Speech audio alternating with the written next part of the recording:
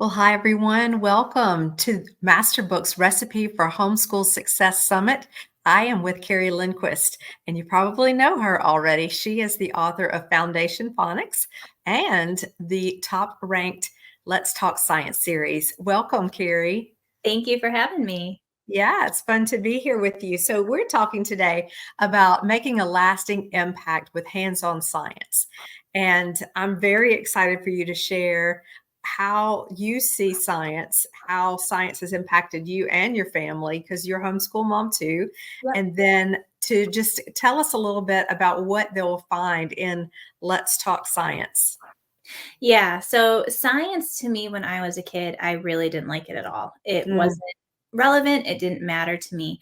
And it wasn't until I became an adult that all of a sudden I realized, hey, there actually is an impact to science. There's a reason to be studying it.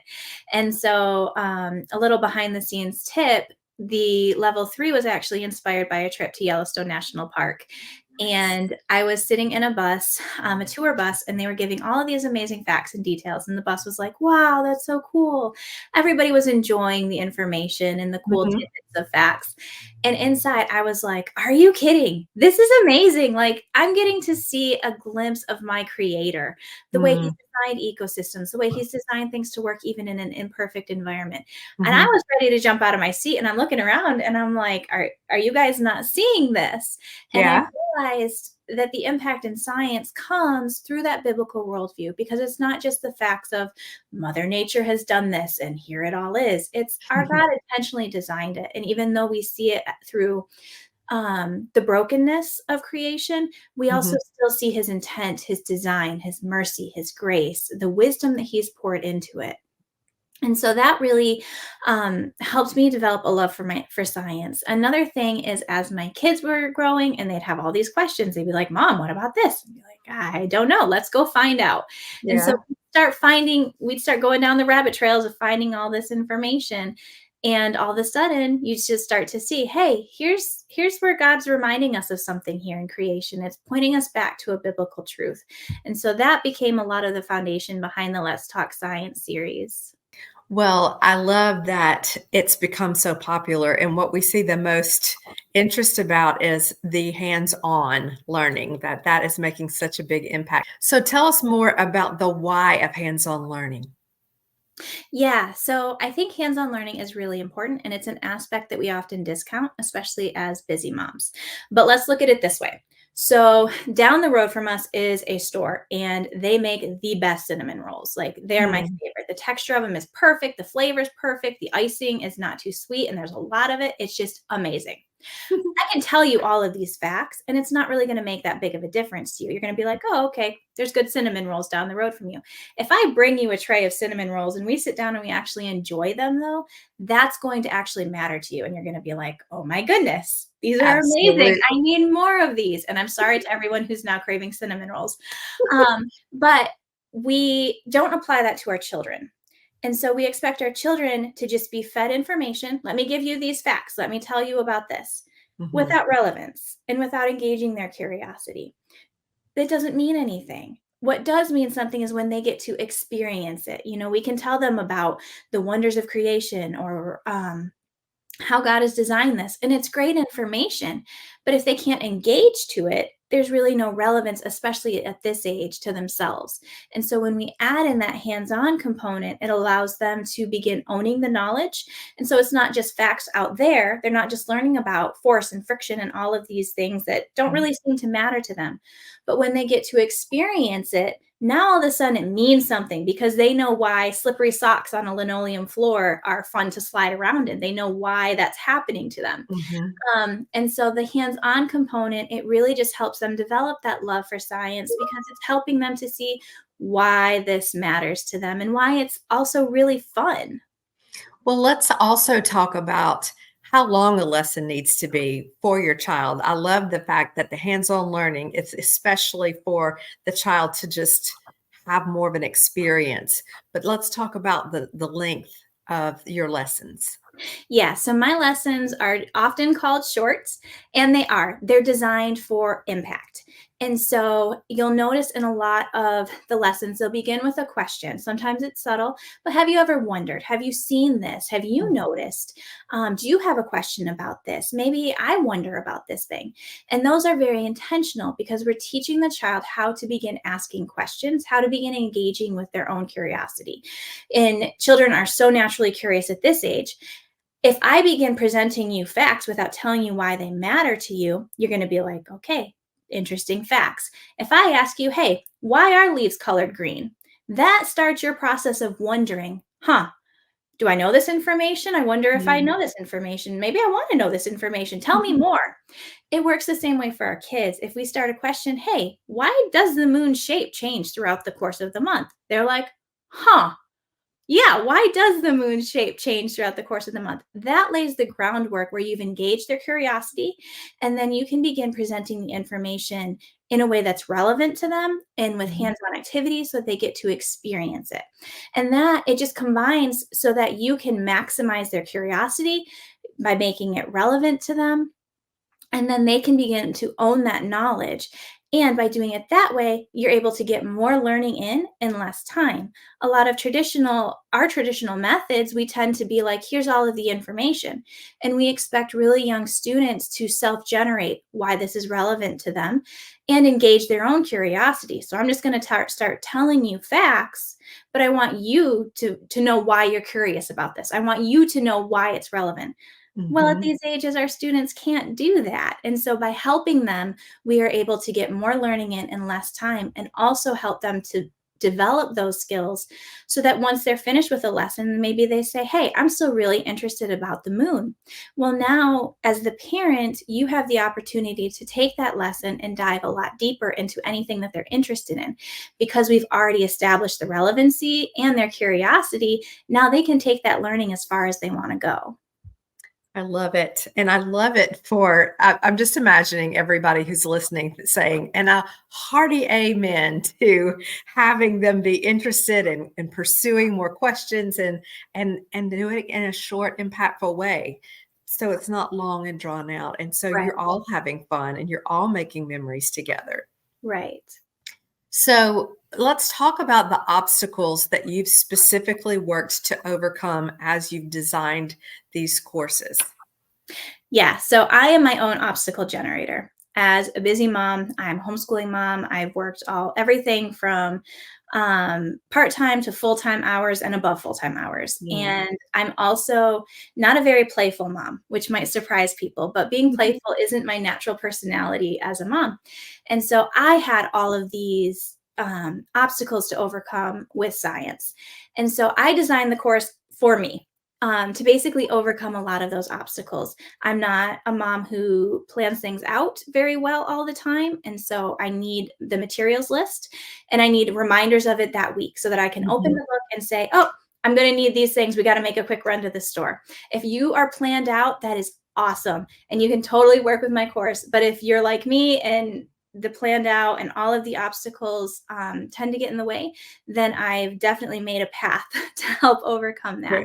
Good. So we have the material lists are laid out, so the lessons are very open and go. Another thing is the prep. And so a lot of times at this age, we're working with tight budgets, we're working with strict timetables, and we have newborns or toddlers running around. Mhm. And so the materials that I place into the experiments, they're often things that we already have on hand. So they're going to be basic craft supplies, basic kitchen supplies, basic toys, things like that. There are a few exceptions. You'll need a prism and a magnifying glass and things like that. But for the most part, it's stuff that you already have. So it's not going to cost a fortune and you're not going to be running to the store all the time to get the things. And then again, the lessons are short and impactful, and that's to Mhm. maximize the time that we have with our kids and encourage further discussion because it may generate more questions, or maybe the spiritual truth in the lesson gives your family an opportunity to dive deeper into science and into God's word. What I can see with the pictures that we get from the moms who are doing Let's Talk Science with their children, that everybody is like eager, excited because there's something happening. There's Yeah, kinetic energy. And they're making memories. In the picture, you can tell they've had fun. They've made a memory.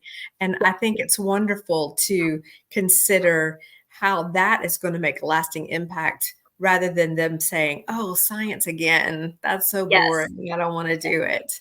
I mean, I would have paid way better attention in science class if you had been my teacher putting these activities together. Do you have time to tell us a little bit about the different activities that maybe are the most popular throughout the series? Yeah, so the Oreo Cookie Moon is definitely one of the more popular ones. Mhm. I also love seeing when kids make clouds in the jar and they have their little rain cloud. Oh, Uh, yes. that one's very popular, as well as ocean layers. Everyone loves to do that one. A few that have been popular in my own household are in level 4, the experiment where they observe and smell some vanilla extract and they form their hypothesis about how it's going to taste, and then they taste Mhm. it. That one definitely makes a big impact because nobody expects vanilla to taste the way it does. Right. And one of the things that I was important to me in the series was that it also points back to biblical truth, because the Bible Mhm. tells us that the heavens are declaring the glory of God, that He's made known His character and attributes through creation as well, that it reaffirms what the Bible tells us. And so all of these things that we see in creation point us back to Scripture. And so these experiments also give context and a reminder when our kids are dealing with something that, hey, we've talked about this before. Let's go back to Scripture. And so with vanilla, they're being reminded that vanilla is a little deceptive. Our hearts are also deceptive. Our emotions are Wow. deceptive as we're following Yes. Christ. And we always want to have that submitted to Him. I asked my kids this the other day what things that they had found most impactful as we were prepping for the summit. And Mhm. my oldest really loved the Jello fossils, and I think that one's in level 2, um, Okay. where they have gummy worms or gummy bears, and they stick them into Jello, and they make fossils, and they get to pull them out, and it's all ooey and gooey. But that Mhm. one impacted him quite a bit, and the lesson in that one was to not be trapped by sin, because we were talking about amber fossils in that lesson and Mm. how the bugs became entrapped in the amber. And so that one's also a really good reminder to not be distracted from what God's calling us to do. Of course, the biomes are very popular. We are Yes. recording levels 3 and 4 for the academy right now. And my Mhm. son is very excited to get to redo the biomes as part of the videos for those courses. Well, let's talk about Master Books Academy for a minute because some people might not know what you're referring to. So, Master Books Academy is our online learning portal where there are some courses that are standalone and electives that you might want to learn how to play guitar or the piano or learn Spanish. But there are also courses that supplement or enrich the actual curriculum that you've written. And so we already have several there for Let's Talk Science at masterbooksacademy.com. So you need the book, but then Yeah. you can also have you and your children walking the student through the actual lesson and the actual experiment, right? Yes. Yep. So for levels 1 and 2 are already available there. And Mhm. again, I've tried to remove as much friction as possible from the course. And so for those levels, all of the student text is read through. So you can press play on the lessons, it'll read through the lessons, and then you can go do the activities together. And then there's also videos of the memory verses where my kids and I have done those, and the Yes. experiments, like you said. Level 3 also has the narration read through, and that will have the experiments. And so that will release probably in the next couple months. It should be by the next school year. And then we're working on level 4 to release by the next school year as well. That is so exciting. I'm excited for all of the families that are going to get to do that with you and your children. That's such Yeah, a neat way to experience a new subject or experience a new idea, to have community. Even though you're on the screen, you're making it right. come alive for the whole family. Yes, and it's been a blast recording it. My kids have had a lot of fun, and level 2, you can see some of our outtakes as well they're pretty Right. funny. My boys were Like your pretty blooper amused. reels. Yes. We have a lot, let me tell you. I can imagine, but how fun for them to remember that when they're older, that they got to do lessons with you on video for all Yeah. these other students. Yes, it's one of the great things about homeschooling is our kids get to be integrated into all these things and be gaining Mhm. experience and things that you wouldn't normally be able to gain that experience in so young. Thank you so much for everything that you've done to make Master Books something that families just love, that they're learning to love the Lord, they're learning to understand the gospel, they're learning to see the creation as something that is an extension of his brilliant mind and creative power. And I'm just so grateful for you and your family and looking forward to your next projects. Well, thank you. It's an honor to be a part of this space and to see the way that the Lord has used the books in families' lives because he uses it in ways that you can't plan for and Mhm. uses it to impact families in ways that you can't plan for. And so I just really love being part of Master Books and seeing the way that he's moving in families.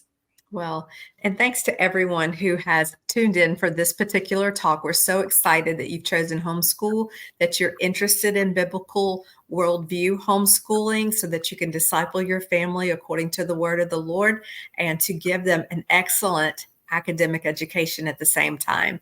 So it's been great to be with you all. Thank you again, Carrie, for joining me today. And we'll see you all back on the next talk.